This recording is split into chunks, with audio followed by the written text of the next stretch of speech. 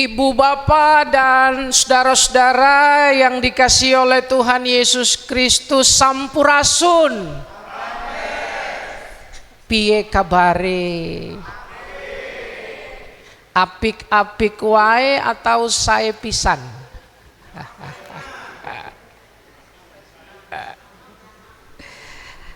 Apik sae ya, kita bersyukur bahwa hari ini kita boleh ada bersama dan tak terasa kita sudah memasuki minggu pertama di bulan Agustus. Ini bulan yang penuh rahmat, bukan berarti bulan yang lain gak ada rahmat ya. Karena dalam bulan Agustus ini sebagai bangsa Indonesia kita akan merayakan hari ulang tahun ya, 17 Agustus 81 tahun ya, 17 Agustus tahun 45 ya. Setelahnya ulang tahun jemaat kita karena dari 17 Agustus ke 20 Agustus kita juga akan merayakan hari ulang tahun jemaat kita. Ulang tahun yang ke-45. Ini luar biasa. Karena itu saudara-saudara, di sepanjang bulan Agustus ini kita akan pakai tema khusus. Dalam rangka kita mengelaborasi tema HUT kita. Temanya ini, a legacy of faith, a future of growth. Ya. Kita mewarisi iman dan kita berharap masa depan kita itu masa depan yang penuh dengan pertumbuhan.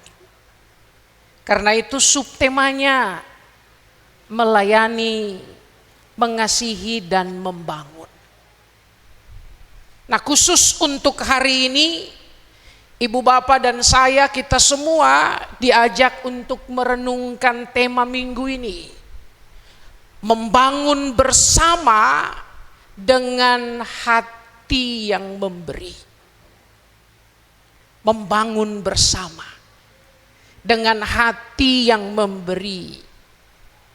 Nah saudara-saudara, kalau ngomong soal memberi, ini enggak jalan ya. Sudah. Kadang memberi itu terasa berat. Ya. Apa yang membuat orang terasa berat saat memberi? Ini jadi perenungan ya, ibu bapak dan saya. Tapi ada cerita.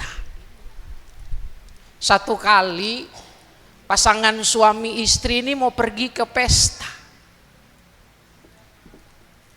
Mereka udah siapin amplop dong, kan mau ke pesta. Waktu sampai di tempat acara, mereka lihat sang istri sikut suaminya. Kamu lihat tuh, ini pestanya kayaknya mewah banget, gedungnya aja megah. Makanannya banyak pisan. Kayaknya amplop kita tipis deh.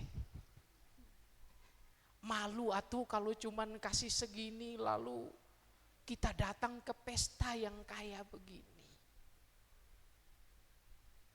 Ada yang rasa begitu? Pernah? Nah, seorang bapak pergi juga ke pesta yang lain. Dia datang dengan percaya diri. Dia ngelihat, wah, ini yang datang teh banyak sekali. Tiba-tiba dia merasa amplopnya berat. Yang datang banyak. Kalau satu orang isi amplopnya segini, tuan nyonya rumah dapat banyak sekali nih ya. Dia pikir, oh tadi saya ngisi berapa, ini kayaknya keberatan ini amplop saya ya. Padahal amplopnya nggak berubah, ya. Amplopnya sama gitu ya. Cuman dia kemudian jadi mikir, kalau saya beri begini, aduh kayaknya kebesaran. Nah saudara-saudara, itu pengalaman di pesta, yang suka pesta, ya.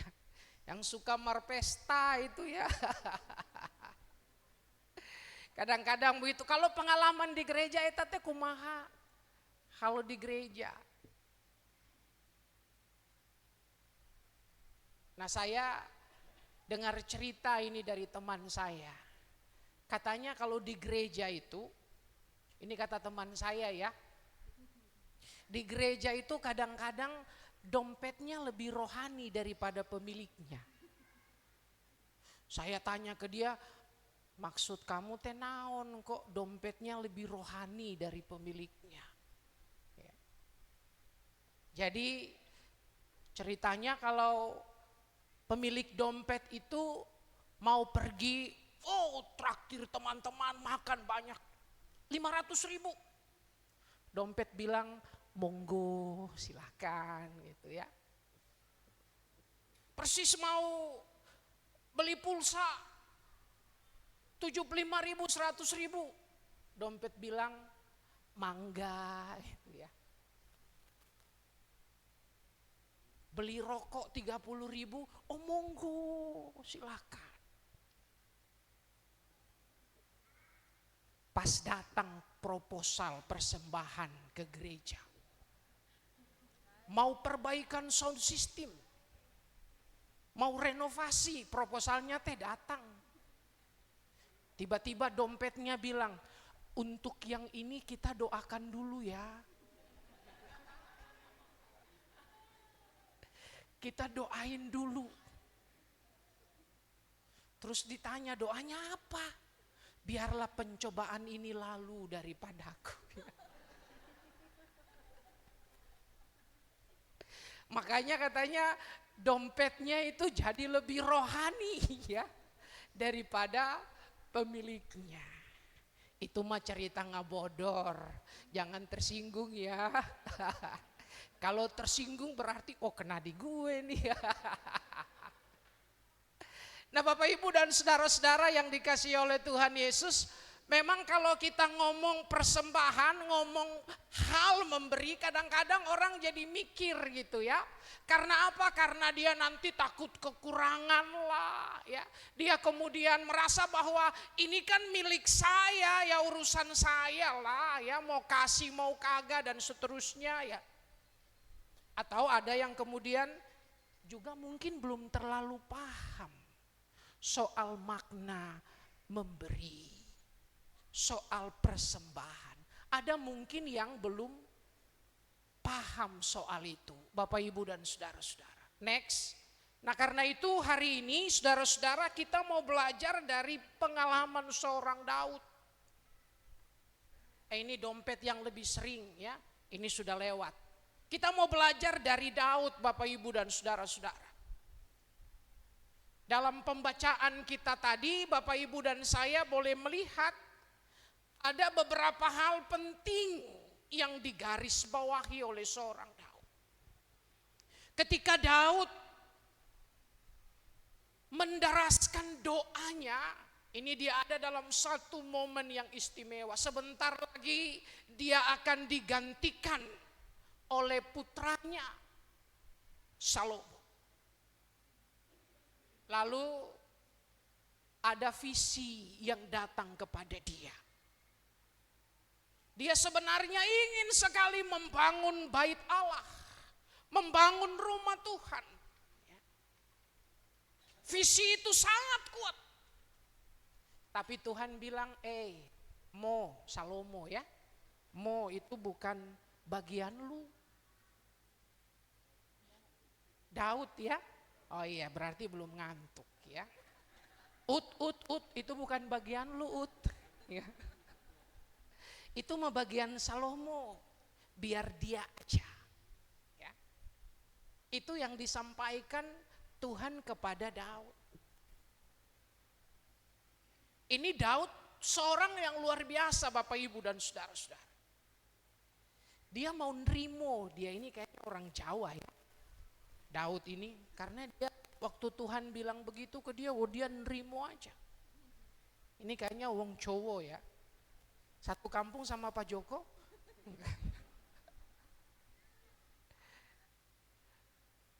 Kalau ada orang yang sudah menggebu-gebu, ini mah bagian saya. Ya. Pokoknya saya yang harus bangun. Kalau orang lain ya udah urusan lu sendiri. Saya mah angkat tangan, saya lepas tangan gitu ya. Saya nggak mau. Tapi seorang Daud dia begitu tenang dan dia nerimo apa yang disampaikan Tuhan. Dan yang lebih luar biasa Bapak Ibu dan saudara-saudara, bukan lalu dia ngambek, dia diam diri, enggak.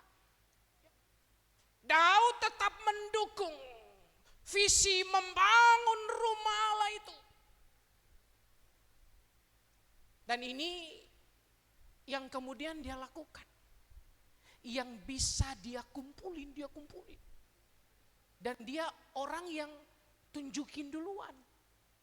Ini beban nih buat pendeta sama penatua ya. Bilang jemaat bawa persembahan, tapi pendetanya kagak. Ya. Ini kritik buat pendeta ya. Buat penatua mah nanti aja ya, buat pendeta aja.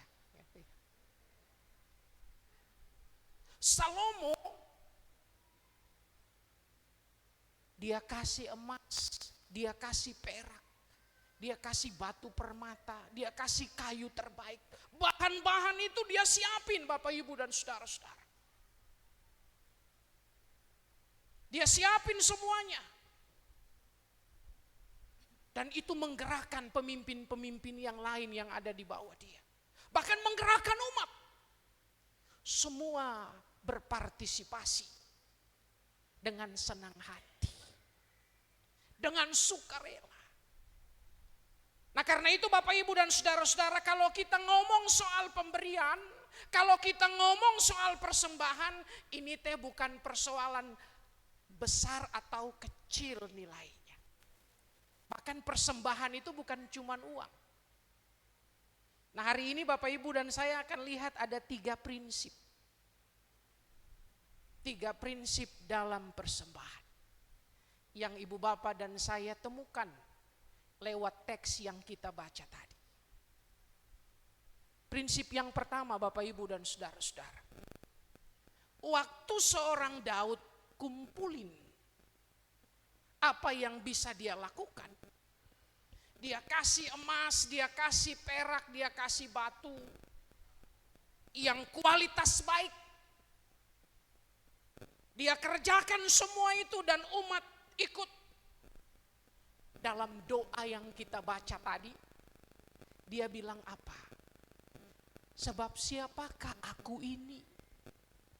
Sebab siapakah bangsaku ini sehingga kami mampu memberikan pemberian sukarela seperti ini?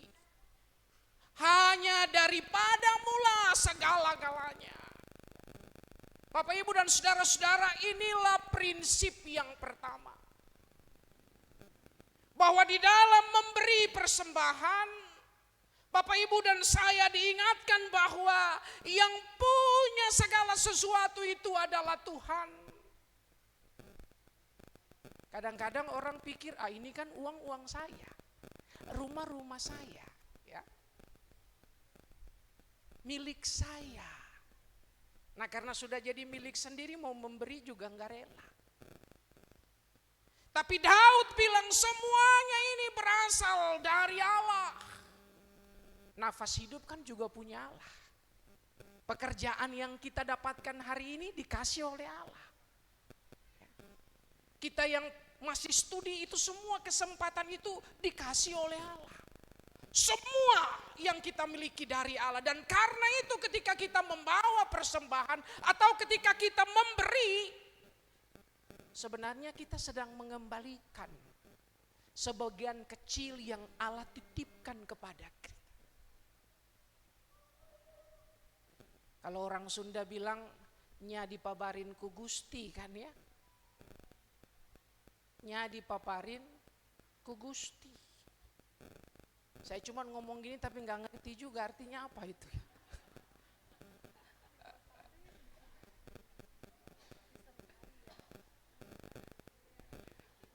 Semua itu diberikan oleh Tuhan. Semua itu hanya pemberian dari Gusti.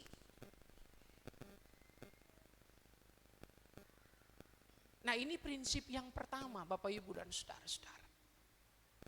Prinsip yang kedua dari doa Salomo tadi. Salomo bilang, engkau menguji hati. Engkau yang melihat ke hati. Jadi sebenarnya Tuhan gak lihat dompet kita sih ya. Tuhan gak lihat amplop kita. Yang Tuhan lihat adalah hati kita.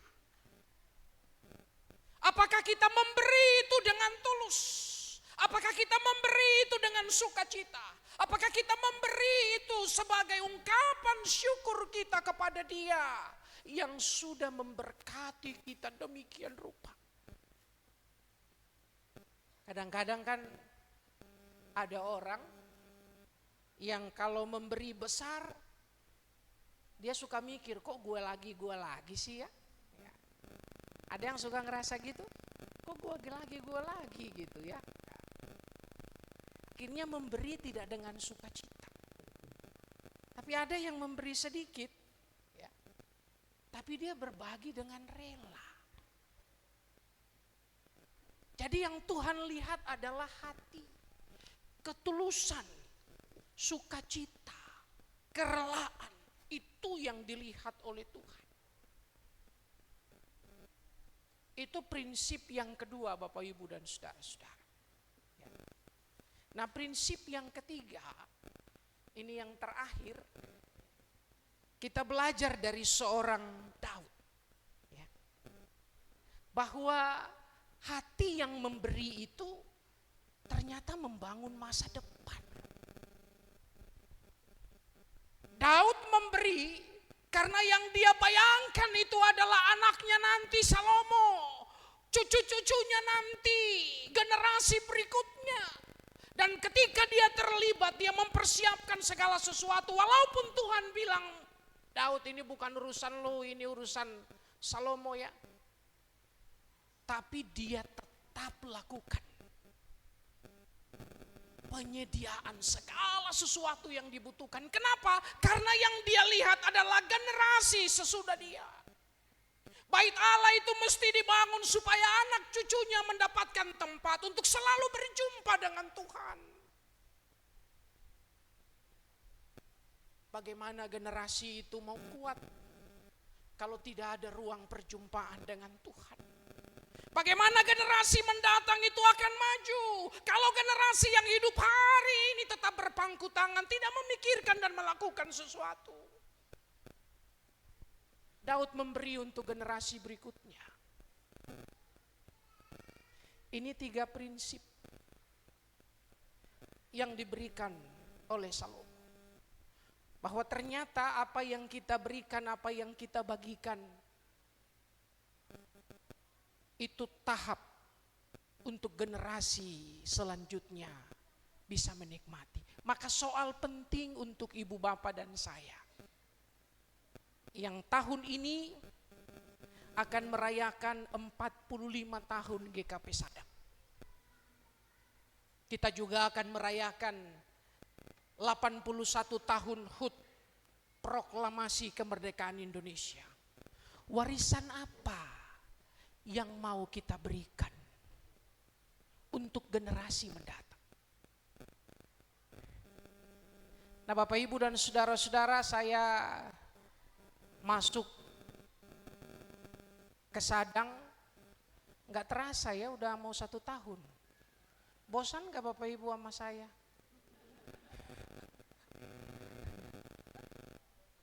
Kali aja ada yang udah bosan, apalagi ini khotbahnya persembahan. Wah, pendetanya ini uang aja mikir ya.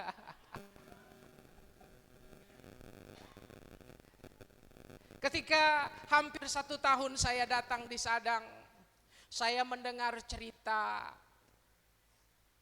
cuman belum ada buku sejarah ya, jadi saya nggak bisa baca. Saya dengar cerita aja,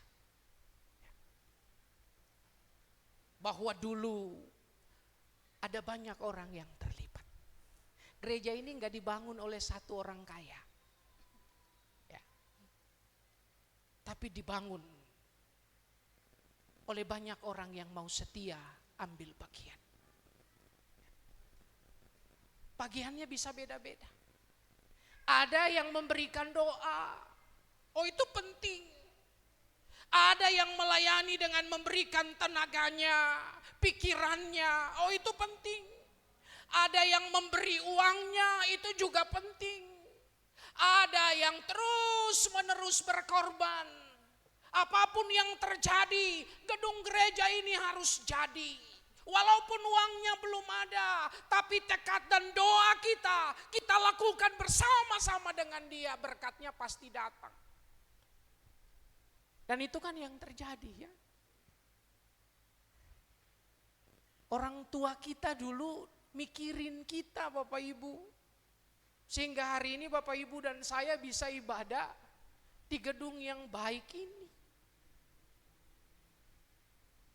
Coba kalau dulu mereka nggak mikirin. Mereka hanya lakukan, besok juga kan aku mati. Ya. Urusan nanti ya nantilah mereka ya. Enggak. 45 tahun perjalanan jemaat ini diisi oleh persembahan kasih dalam beragam bentuk. Next.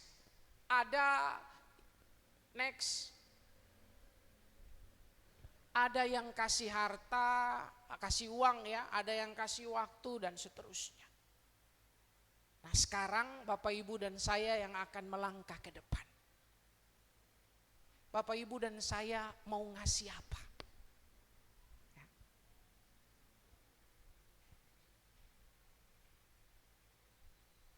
Ada yang cerita begini,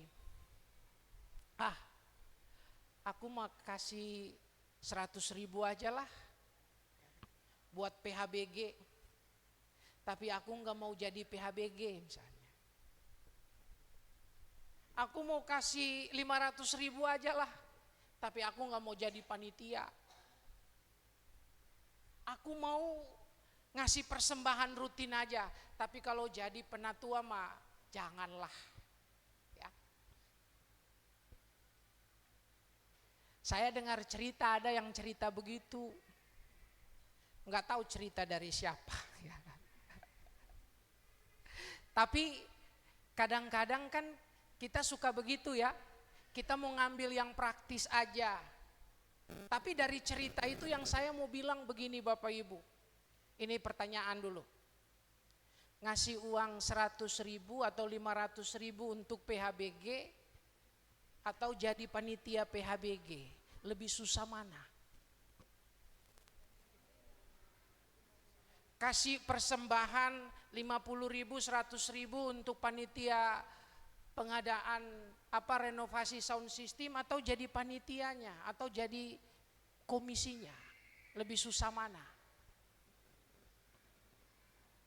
Pas istri saya jadi PHBG, saya lihat ini kok rapat malam-malam juga ya.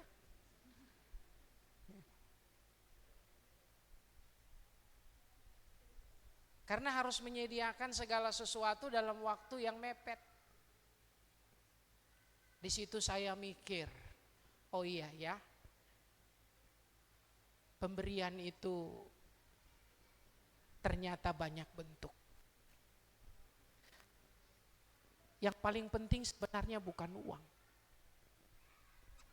Bukan uang. Kadang pengorbanan, waktu, tenaga yang diberikan dengan kesetiaan terus menerus itu jauh lebih bernilai dari 100.000, 500.000, bahkan 1 juta yang kita berikan. Karena itu Paulus bilang,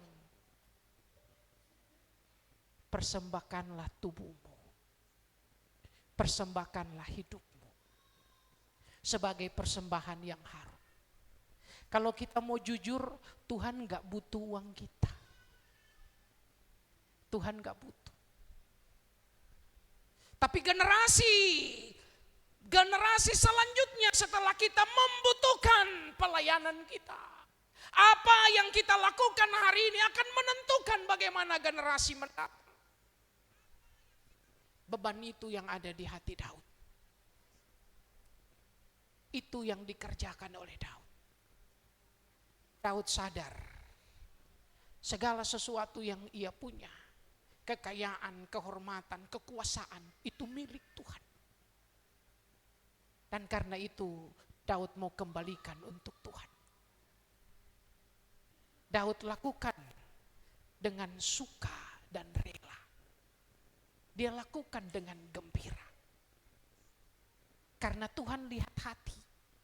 Tuhan lihat ketulusan. Bukan angka-angka. Beri dari apa yang ada. Bukan dari apa yang tidak ada. Dan itu dasar untuk generasi selanjutnya. Menikmati kehidupan yang lebih intim dan hangat dengan Allah. Seperti hari ini kita mewarisi gedung ini, mewarisi jemaat ini. Ibu bapak dan saya punya tanggung jawab untuk anak cucu generasi mendatang. Amin.